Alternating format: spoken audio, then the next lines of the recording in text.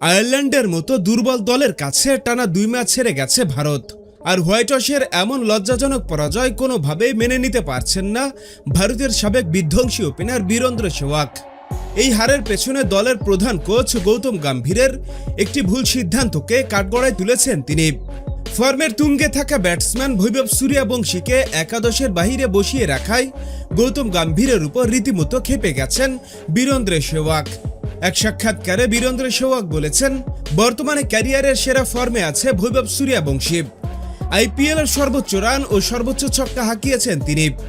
এমনকি শ্রীলঙ্কা এ দলের বিপক্ষে এই তো কিছুদিন আগে মাত্র 11 বলে 50 এবং 29 বলে 94 রানের টর্নেডো ইনিংস খেলে নিজের জাত চিনিয়েছেন বৈভব সূর্যবংশী। তাহলে এমন একজন তুখোর ও আত্মবিশ্বাসী ব্যাটসম্যানকে কেন একাদশের বাহিরে রাখা হচ্ছে? এতে তো ছেলেটার আত্মবিশ্বাসী নষ্ট হয়ে যাবে। বীরেন্দ্র সেহবাগ আরও যোগ করে বলেন, একজন তরুণ ক্রিকেটার যখন ক্যারিয়ারের সেরা ছন্দে থাকে তখন তাকে টানা সুযোগ দিয়ে আগলে রাখা উচিত। বীরেন্দ্র সেহবাগের মতে বৈভব সূর্যবংশীকে একাদশে রাখলে পাওয়ার প্লেতে প্রতিপক্ষকে উড়িয়ে দিয়ে ভারতকে এক বিশাল সংগ্রহ এনে দিতে পারতেন।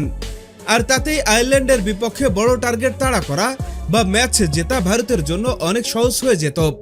কিন্তু গৌতম গম্ভীরের এই ভুল সিদ্ধান্ত বা কৌশল দলের পরাজয়ের অন্যতম কারণ হিসেবে দাঁড়িয়েছে। হ্যাঁ বন্ধুরা, আপনাদের বলছি, বীরেন্দ্র সেহবাগের সাথে আপনারা কি একমত? এখনই কমেন্টস করে জানিয়ে দিন। আর আমাদের ভিডিওটি ভালো লাগলে অবশ্যই লাইক আর শেয়ার করুন এবং আমাদের চ্যানেলটি সাবস্ক্রাইব করে আমাদের সঙ্গেই থাকুন। ভিডিওটি দেখার জন্য আপনাকে অসংখ্য ধন্যবাদ।